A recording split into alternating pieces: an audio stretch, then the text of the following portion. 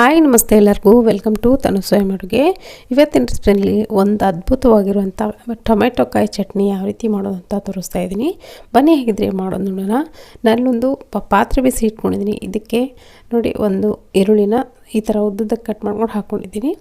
ಚಿಕ್ಕ ಗಾತ್ರದ ಈರುಳ್ಳಿ, ಒಂದು ಗೆಡ್ಡೆ ಬೆಳ್ಳುಳ್ಳಿ ಕೂಡ ಬಿಡಿಸ್ಕೊಂಡು ಹಾಕ್ಕೊಂಡಿದ್ದೀನಿ. ಒಂದು 10ರಿಂದ 15 ಹಸಿಮೆಣಸಿನ್ಕಾಯಿ ಕೂಡ ಇಲ್ಲಿ ಹಾಕ್ಕೊಂಡು ಚೆನ್ನಾಗಿ ಹುರ್ಕೊಳ್ಬೇಕು.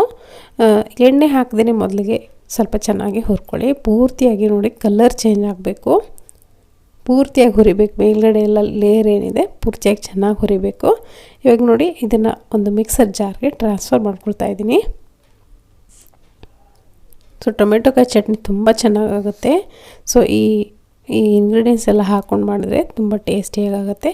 ಇವಾಗ ಅದೇ ಪ್ಯಾನ್ಗೆ ನಾನಿಲ್ಲಿ 1-2 ಟೇಬಲ್ ಸ್ಪೂನ್ ಆಗೋಷ್ಟು ಕಡಲೆ ಬೀಜ ಹಾಕ್ಕೊಂಡಿದ್ದೀನಿ. ಕಡಲೆ ಬೀಜ ಕೂಡ ಅಷ್ಟೇ ಚೆನ್ನಾಗಿ ಕ್ರಿಸ್ಪಿ ಆಗೋವರೆಗೂ ಹುರಿಬೇಕು. ಈ ಕಡಲೆ ಬೀಜನೇ ಟೊಮೆಟೊ ಚಟ್ನಿಗೆ ಒಂದು ಒಳ್ಳೆ ಟೇಸ್ಟ್ ಕೊಡುವಂಥದ್ದು. ನೋಡಿ ಚೆನ್ನಾಗಿ ಹುರಿದಾಗಿದೆ ಇಲ್ಲಿ ಕಡಲೆ ಬೀಜ ಕೂಡ. ಇದನ್ನು ಕೂಡ ಅಷ್ಟೇ ಅದೇ ಮಿಕ್ಸರ್ ಜಾರ್ಗೆ ಟ್ರಾನ್ಸ್ಫರ್ ಮಾಡ್ಕೊಳ್ತೀನಿ. ಸ್ವಲ್ಪ ಸಪ್ರೇಟಾಗಿ ಹುರ್ಕೊಳ್ಬೇಕಾಗತ್ತೆ ಎಲ್ಲವನ್ನು.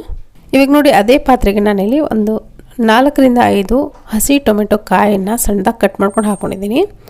ಇದನ್ನು ಕೂಡ ಅಷ್ಟೇ ನೀರಿರುತ್ತೆ ಮೊದಲಿಗೆ ಪೂರ್ತಿ ನೀರು ಹೋಗುವವರೆಗೂ ಡ್ರೈ ಆಗಿ ಹಾಗೆ ಹುರ್ಕೊಳ್ಳಿ. ಎಣ್ಣೆ ಹಾಕಬೇಡಿ.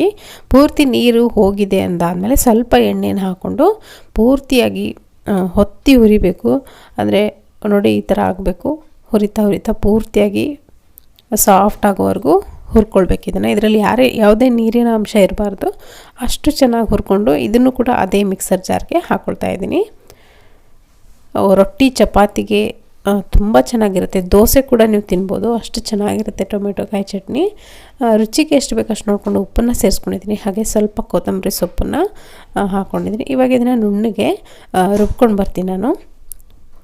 ನೋಡಿ ನುಣ್ಣಗೆ ರುಬ್ಬಾಗಿದೆ. ಬೇರೆ ಒಂದು ಬೌಲ್ಗೆ ತೆಗಿತಾ ಇದ್ದೀನಿ.